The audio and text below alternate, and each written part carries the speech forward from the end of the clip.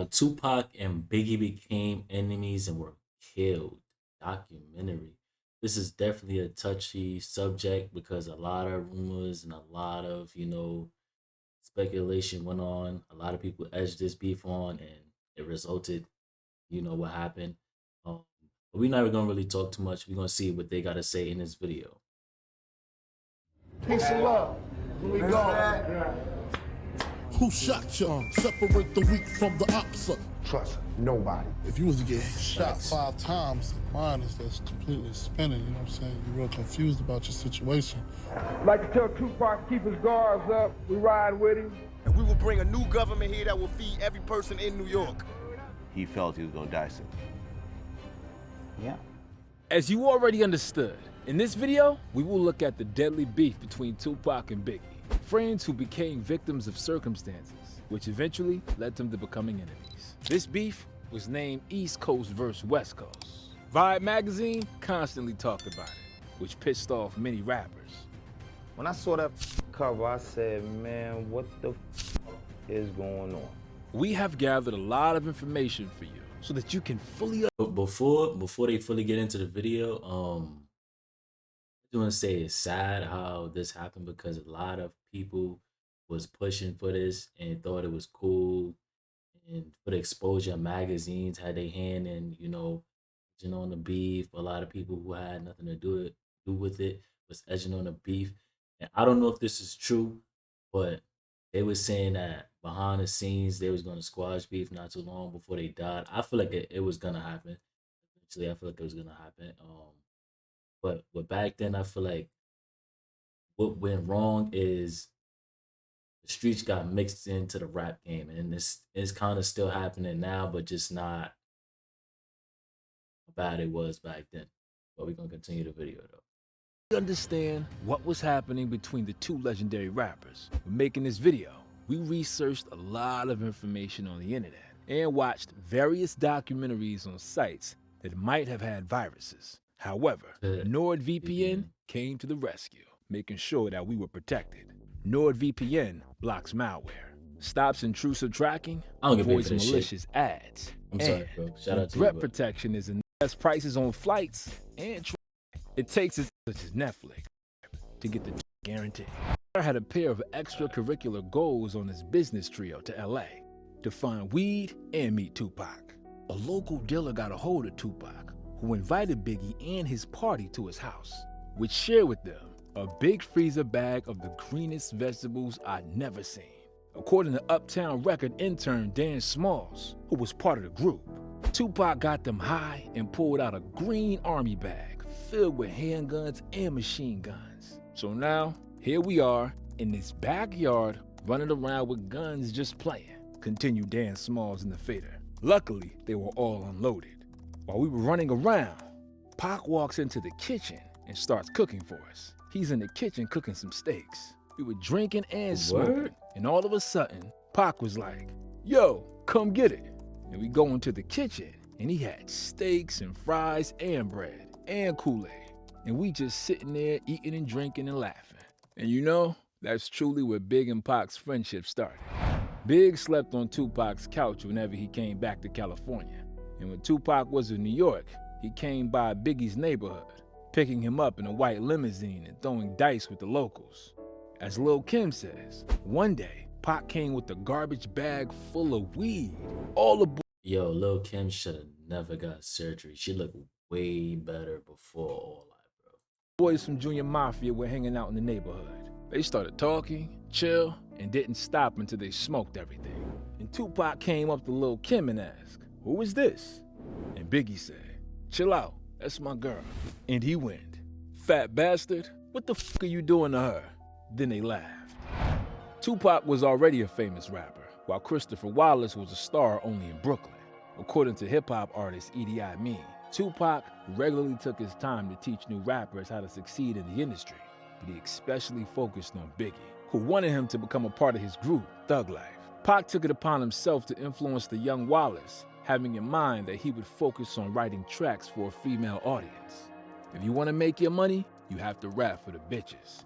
Do not rap for the guys. The bitches will buy your records, and the guys want what the bitches want. Pac said.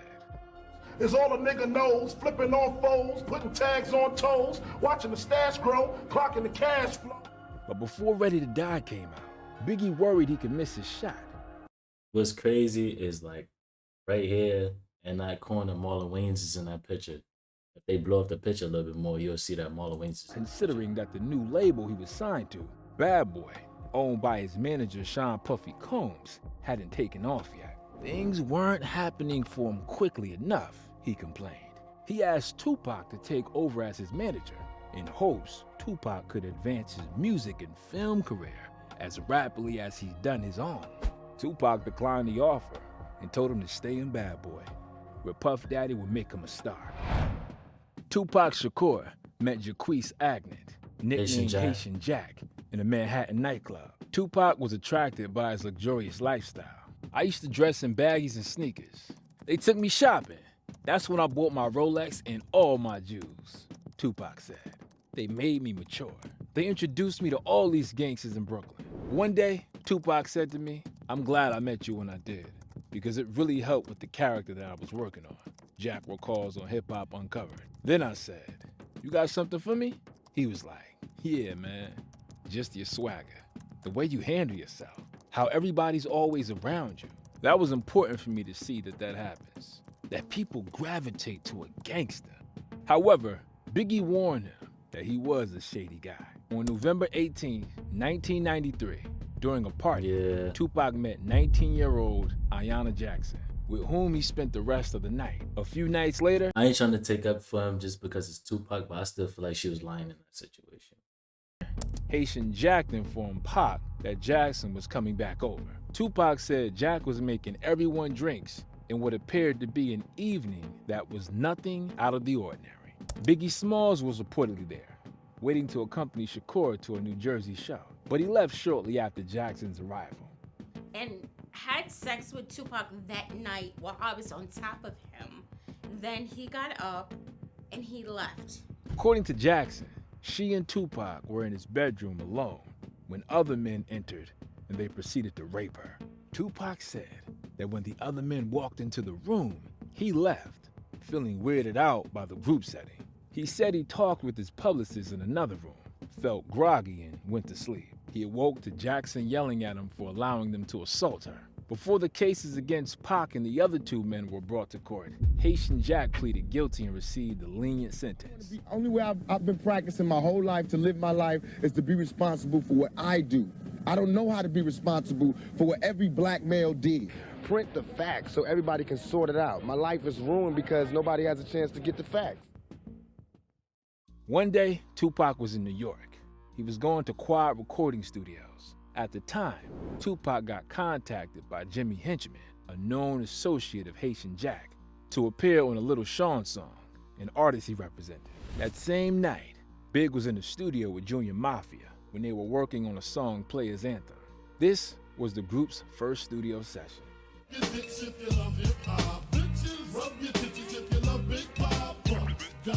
Lil C's smoking. Somebody else who speaks out on this situation is Diddy's security guard, which is Gene Dill. Shout out to Gene Dill. Smoking on the balcony and saw Tupac walking in with the red bandana. They exchanged words, and Lil C's returned to the studio, where he told Big that he had seen Tupac, and Biggie said, "Bring him to us." He went to meet him, and when he came down, he saw Tupac and his men lying on the floor. Two robbers pointed guns at them and told them to get back into the elevator. They went upstairs and told Big that they were being robbed. He didn't believe it at first, and then Tupac was lying on the floor, covered in blood. Pac was shot many times, at least twice in the head. He was robbed of $40,000. Tupac was in a critical but stable condition. First, he went up to Biggie and Puffy. Tupac said the crew looked surprised and guilty, but Puffy claimed they showed him nothing but love and concern. Tupac was told that he needed to go to the hospital, and he was hospitalized. All this happened one day before Pac was sentenced for rape, which ended in a loss for him, and he went to prison. Pac had a feeling that it was a setup. Trust nobody. Trust nobody. After dog. You know what I mean? Straight up. My closest friends did me in. My closest friends, my homies, people who I done took care of their whole family. I done took care of everything for them, looked out for them, put them in the game, everything turned on me. Fear is stronger than love. Remember that. And couldn't believe that New York and his friends had set him up. He blamed Biggie, Puff Daddy, Haitian Jack, and of course Jimmy Henchman for this. Later, an anonymous message was passed to the NYPD for Pac. It said, "No one came to rob you. They came to discipline you." When Pac was hanging out with Haitian Jack, he met Madonna, and they had a short-term affair, which also ended in a bad way. In a prison letter, he wrote the following: "For you to be seen with the black man wouldn't in any way jeopardize your career. If anything, it would make you seem that much more open and exciting." The rapper wrote in the note, dated January 15th, 1995 at 4:30 a.m. But for me, at least in my previous perception, I felt due to my image, I would be letting down half of the people who made me what I thought I was. I never meant to hurt you. In the note, Tupac admits that Madonna shattered his ego when she remarked in an interview, "I'm off to rehabilitate all the rappers and basketball players," or something to that effect. But the MC also apologizes to the singer, confessing, "Like you said, I haven't been the kind of friend I know I am capable of being." Despite its overall reconciliatory mood, the letter includes several ominous stretches. "If there is any information you can share with me regarding Jack and crew, please do," Tupac writes. It could very well be a matter of life and death. He also warns Madonna to please be careful. Live tale about a snitch named Haitian Jack. Knew he was working for the Fed. A self-proclaimed participant in the robbery named Dexter Isaac told what had happened that night and who was behind it. In addition to the four names that Tupac named, there's also Big Stretch, who was a close friend of Pac and with whom they made songs together. After Tupac was shot, Big Stretch passed a message from Jimmy to Pac, which said the following: "You don't want to go to war with him. You don't have your money right." You know, when you come from the hood, you like, how come my homie is relying a message from my enemy? You know what I mean? So I remember looking at Pac like, something ain't up, something ain't right about this. I just remember what you told me. You said don't go to war unless I got my money right. I got my money right. Anyway, Isaac, who is currently serving life in prison at Rikers Island, alleges Tupac's close friend, Live Squad member Stretch, was behind the attack. Stretch set the whole thing up, Isaac said in an interview. In 1994, James Rosman hired me to rob Tupac Shakur at the Quad Studio. He gave me $2,500 plus. I don't know how true that is, but that's why I don't fuck with nobody. Watch your circle. All the jewelry I took, except for one ring, which he wanted for himself. It was the biggest of the 2 diamond rings that we took. He said he wanted to put the stone in a new setting for his girlfriend at the time, Cynthia Reed. I still have his proof the chain that we took that night in the robbery. I want to apologize to his family and for the mistake I did for that sucker. Jimmy himself obviously said it was bullshit. However, when one charge turned into another and another, which led to the fact that he would spend the rest of his life in prison, he confessed that he was the mastermind behind Tupac's robbery. 3 months after this incident, Biggie releases the song "Who Shot Ya?", which was recorded before Pac was shot. The producer of the song understood that this was not the best time to release this project. Who shot ya? Separate the weak from the opsa. Leap hard to creep them Brooklyn. Your label dropped a song, "Who Shot." That's Gene Dale right there. That's Diddy's security. Well, he used to be his security. Who the fuck is supposed to be about, bruh? Keep it a buck. In August 1995, the Source Awards took place, which changed the relationship between the East and West Coast. Ice Cube said in an interview that everything was on the verge of disaster.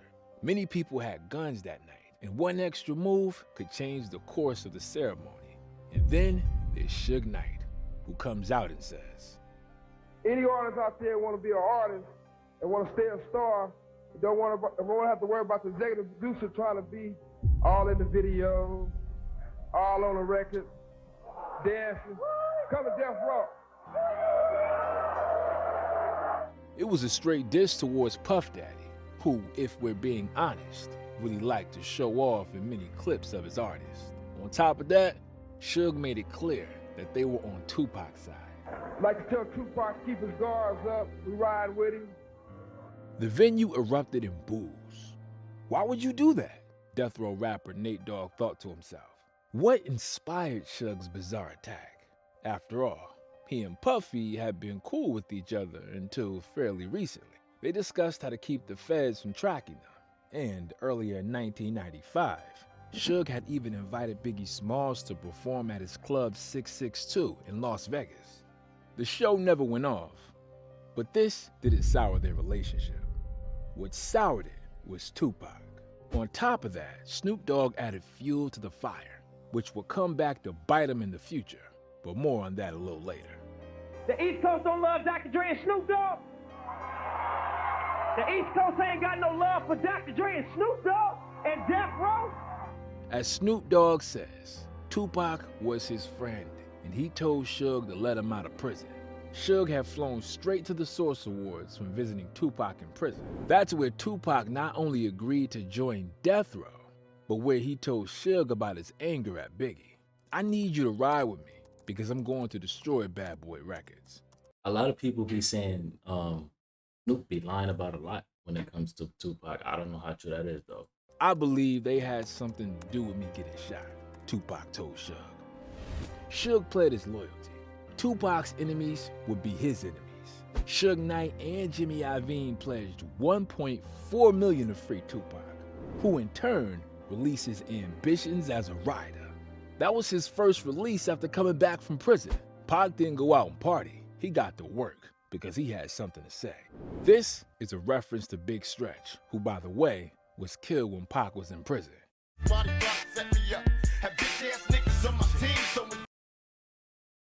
People are of the opinion that this was revenge for Tupac, but Pac himself was not involved in the murder, especially since he did not want him dead. You can never be live until you die. See the motherfucking bitch. Pac's main goal after getting out of prison was Bad Boy Records, and Biggie was the main target. After I met Biggie, Ready to Die come out, his whole style changed. Study why I would be mad. Study why I would be mad when half of the major New York rappers, or they managers, or they agents, or they somebody was there when I got shot. And nobody couldn't give me no information. Just study that. It's just ridiculous, you know what I'm saying? But I also understand that if you was to get shot 5 times, mine is just completely spinning, you know what I'm saying? You're real confused about your situation. On September 23rd, 1995, Suge Knight's close friend and bodyguard, Jai Hassan Jamal Robles, was killed after a fight that happened at a club between Death Row and Bad Boy Records. He was a good friend of him. He was a very good friend. You see them together often, and I think Suge trusted him a lot. The published reports say that some witnesses claim that someone from Puffy's entourage was responsible for this. Less than 2 weeks later, when it came down for the How Can I Be Down rap conference in Miami, the heat was on. Suge, who has never concealed his past affiliations with LA's Notorious Bloods, was rumored to be coming with an army. Pac was said to be bringing a massive of New York drug lords and thugs. When the conference came and Puffy did not attend, Billboard reported that it was due to threats from Death Row. On December 16, 1995, there is a shooting during the filming of the video for the Dogg Pound and Snoop Dogg in New York.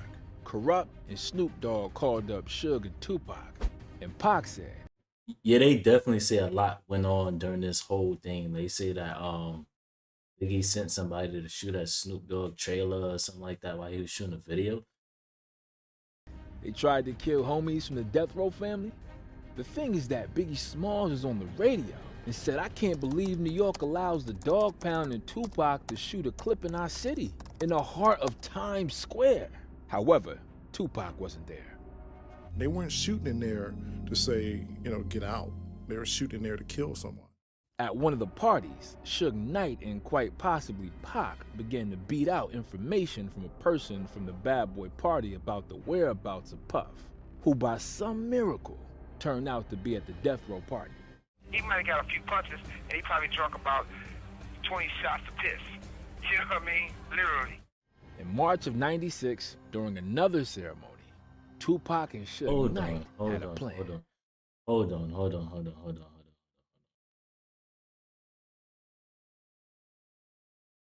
You're not gonna just get past that. Cause I heard about something like he was doing the same thing in jail. He was making niggas drink his piss. Bro, that's not gangster, bro. That's weird. To run up on stage when Biggie was there. I want to give a shout out to my management, Puff Daddy, the whole label, and Aaron stuff. We arrived for the award ceremony, and it was like an army invasion. Security thinks, wow. I don't know. That's on? just me. I'm not making no. They went through the VIP. I'm not making no next man drink my piss, bro. That's weird, bro. Area. There, they saw Bad Boys and some of the Crips from South Compton. It was the first time Biggie and Tupac met after Pac got shot. It is alleged that Tupac pulled a gun on Biggie Smalls that night.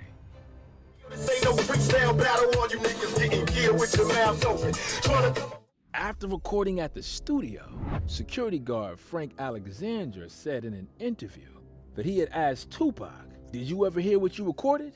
And he was like, "Yes, I wrote it myself." And then the guard suggested that he put on a bulletproof vest and increase security. On June 4th, 1996, the legendary diss on Biggie called Hit 'Em Up was released. Call the cops when you see Tupac. Who shot me but you punched him? Hit 'Em Up is the song, which is a classic hip-hop record, meaning a straight battle record to all the bad boys.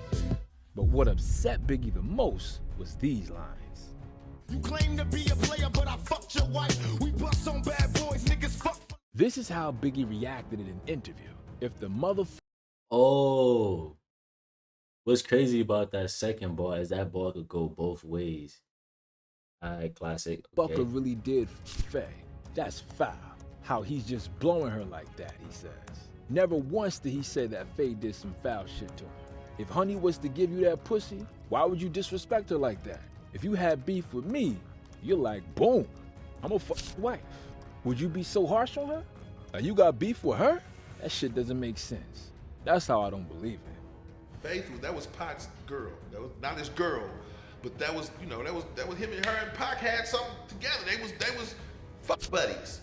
A red room, it's like a little private room that's no bigger than a bathroom. And they were in there, and he was pushing at that time, hit her head down towards his genitals. I just want to send a shout out to Faith. Hey girl. Sunset genitals. He said genitals. Yo, but nah, I heard she used to get crazy back in the days. I heard she used to be doing a lot. Hey, and Bad Boy Records. Even Tupac's ex told the Art of Dialogue channel that Tupac wanted to have sex with Lil' Kim or Faith Evans, but the second option was more likely, despite the fact that she was Biggie's wife. And once, Tupac called up Desiree Smith and said, "That bitch just left my hotel." I was like, "What?" He's like, "Yeah, Faith." And I was like, "Oh." Faith Evans had her own version. In a 2014 interview with Vlad TV, Faith Evans further expounded on the topic and admitted Tupac did ask her for sex when she went to the studio to record his 1996 All Eyes on Me single, Wanda, Why They Call You Bitch. At the time, she claimed she didn't know Tupac was signed to Death Row, the label at the center of Bad Boy Entertainment beef. Evans then went to Tupac's hotel to collect the $25,000 she was getting paid for the collaboration. And that's where she said the proposition took place. In a very surprising and offensive way, for sure. But I mean, by that time, I think it was, you know, it was pretty clear to me that it, you know, that was all kind of, it seemed to me that was kind of like a plan. Biggie didn't want to reply to Pac. He got the streets rocked. You like it seemed like a plan. You knew it was up. You tell me you didn't hear about him getting shot. You didn't. Come on, bro. Come on, bro. That sounds like so much cap. That sound like cap. Out up because he got a little song dissing me. Biggie replies, "But how would I look dissing him back? My guy's just like, fuck that, man. That guy's so much on your dick, it don't even make no sense to say anything." So I knew he knew what happened. So I was like, Biggie, what happened? He kept sending me messages like a bitch, you know, like I'm gonna come see. No, nigga, what happened? And that's why they all, you know, it's Biggie and them, they're not riding. That's why what I'm doing, I know what I'm doing. I'm destroying him. I fucked his wife. I'm fucking him in the game. I'm destroying him. He lives by the rules of the game. He lives off a mafia image. We will bring a new government here that will feed every person in New York. Tupac dated Kydada Jones in the middle of 1996, according to a 1997 Vanity Fair article, while Tupac was in New York for the MTV Awards in September. The two had been discussing a trip to Hawaii and talking about having a baby together. But when Tupac returned to Los Angeles on September 7th, he and Kydada first went to Las Vegas. Tupac was joining Knight at a Mike Tyson boxing match being held that night at the MGM Grand. Shoot. They said Tupac was married too. I don't know how true that is either. Kydada helped Pac pack for the trip. When she asked if he wanted to bring the bulletproof vest he often wore, he answered that it would be too hot to wear it. Tupac watched ringside with Knight as Tyson won his match in less than 2 minutes. In the casino afterward, Tupac fought with Orlando Anderson, a Crips gang member. Anderson was pushed to the ground and kicked before security guards intervened. However, no official complaint was filed, and everyone involved in the brawl departed the hotel. A fight broke out because Orlando stole the Death Row Records chain, for which a reward was promised. Tupac returned to his hotel. I feel like in that situation, that was a send-off. Out of all people to go do something to him, you send the artist, somebody that was actually, I think he was on bail at the time too, somebody that had something to lose and could get sent back from that situation. That's just weird to me. Hotel room, seeing Jones as he changed clothes. She hadn't attended the match.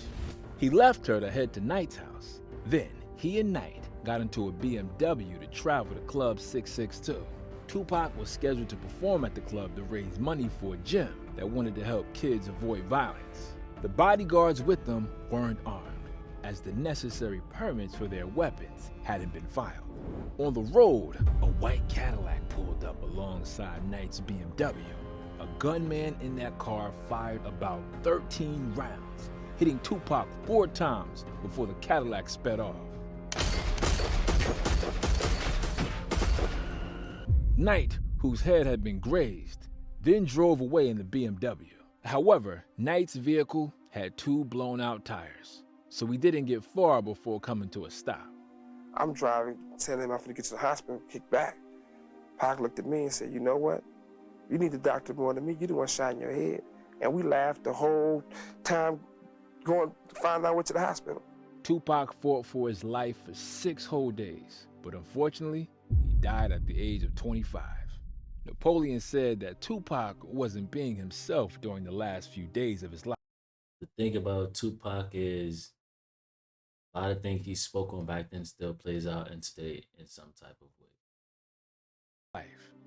You know, he made us walk around, take pictures. He's like, we just don't have enough. We need pictures for memories. We don't have enough pictures with each other. And then he gave away his jewelry. A couple days later, he passed away. He's always talking about death. Don't forget you could die, nigga. You die, I could die, we could die. I'ma die, nigga. Die, nigga. You wanna die? Die, nigga. Die, die. Death, death, nigga. Die. So he felt he was gonna die soon. Yeah. I was a tragedy for hip-hop culture, in particular for Biggie. Faith Evans told how B.I.G. I think honestly, he could have probably survived. He probably just didn't want to fight no more and just accepted it. Called her and burst into tears. I remember Big calling me and crying. I know for a fact he was in Jersey. He called me crying because he was in shock. I think it's fair to say he was probably afraid, given everything that was going on at the time and all the hype that was put on this so-called beef that he didn't really have in his heart against anymore. But when he died, I was just like, whoa. You know what I'm saying? It kind of took me by. I mean, even though we was going through our drama, I would never wish death on nobody, you know what I'm saying? Because ain't no coming back from that. So it kind of turned me down a little bit. 6 months later, Biggie had to go to Los Angeles. Many people told him that it was not the best idea to go. I don't know how true this is either. They say Diddy forced him to go. Like they say he was going somewhere else, and Diddy convinced him to go out there. That he said that was what Diddy security guard said. Gene did. But Biggie's point of view was East versus West and me against Tupac. Let me talk to the people. Let them understand that I didn't want Tupac dead. He was my friend. Biggie didn't think it was beef and wanted to leave it all behind. But he said in one of his songs, he knows you sent somebody to shoot him that first time. Is that true or false? Why? No, it's false. Why would I do that? Okay. Do you think he was just hyping a record, or you have no idea? I don't know what was the problem. Biggie went to a party and everything was fine. But that was before he got in the car. The car had just gotten about 50 yards away when it stopped at a red light. A dark-colored Impala pulled up alongside the Suburban, and the driver opened fire at the car. Biggie was shot 4 times in a drive-by shooting.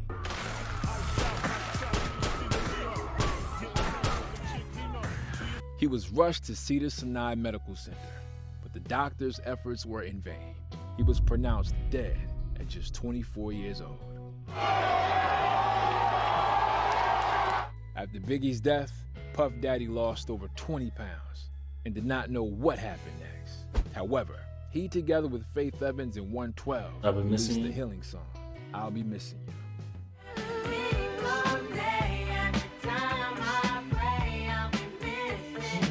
This is the first rap single in history that started at #1 on the Billboard chart.